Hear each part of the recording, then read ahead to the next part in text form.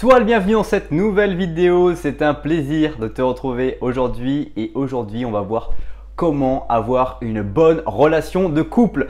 Juste avant cela, je t'invite à découvrir qui je suis à travers la description liée à cette vidéo pour découvrir comment j'en suis arrivé devant toi aujourd'hui. Première acte technique pour pouvoir avoir une bonne relation, c'est d'apprendre à se connaître. C'est évident, mais faut-il encore le faire? Apprendre à se connaître en couple, c'est important. Connaître l'autre, connaître ce qu'il aime faire, connaître ce qu'il n'aime pas faire.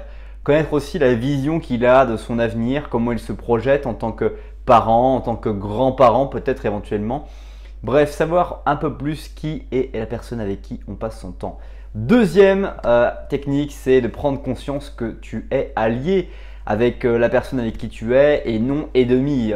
Allié, ça veut dire allié pour construire une vie de famille, pour avancer dans cette vie et pour ne pas rester seul finalement. Donc c'est important de comprendre que c'est ton allié, que tu es dans une alliance, que tu ne dois pas changer, que tu ne dois pas modifier. Cette alliance est importante pour ton développement et pour le développement de l'autre. Troisième astuce, c'est de cesser de blâmer l'autre, cesser de dire que c'est l'autre et c'est adopter une communication non violente. Ça veut dire commencer à parler toujours en je, se refuser le tu as fait ça ou tu as fait ça.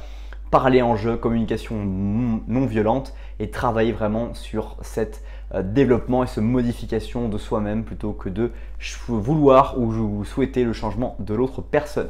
Quatrième technique, c'est d'exprimer son appréciation pour les choses qui sont faites par l'autre personne.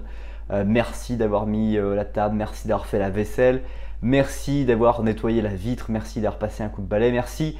Merci d'avoir pris soin de moi, merci, mais vraiment juste merci quoi. C'est juste absolument simple et ça ne demande rien.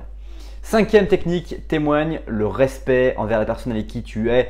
Témoigne du respect, ça veut dire vraiment respecter la personne pour ce qu'elle est et non pas pour ce qu'elle fait et pas tout mélanger. Des fois, on reproche des choses aux gens pour ce qu'ils font et en fait, on agit, on les touche sur ce qu'ils sont. C'est pénible parce que du coup, c'est pas du tout ça la technique. C'est vraiment de témoigner un respect profond pour ce qu'est vraiment la personne. Et pour ce qu'elle fait, il peut y avoir des façons de faire mieux, peut-être, c'est sûr. Mais voilà, d'essayer de travailler et de vraiment être respectueux. Sixième technique, c'est d'accepter les différences qu'il va y avoir et qu'il y a forcément dans ton couple. Pour avoir une bonne relation, il faut accepter les différences et c'est pas grave d'être différent, c'est pas grave d'avoir d'autres façons de voir les choses, d'avoir d'autres points de vue, c'est même hyper important. Donc accepte les différences. Enfin, septième et dernier point, prends le temps de te ressourcer, de prendre le temps avec l'autre personne. C'est important de se ressourcer, c'est important de passer du temps pour soi également dans le couple, de avoir du temps où on se ménage, on lit, on prend du temps vraiment que pour soi, c'est important. Et c'est important aussi de prendre du temps pour le couple, pour vraiment avoir une bonne relation et bien profiter de l'avenir qui est vraiment hyper intéressant.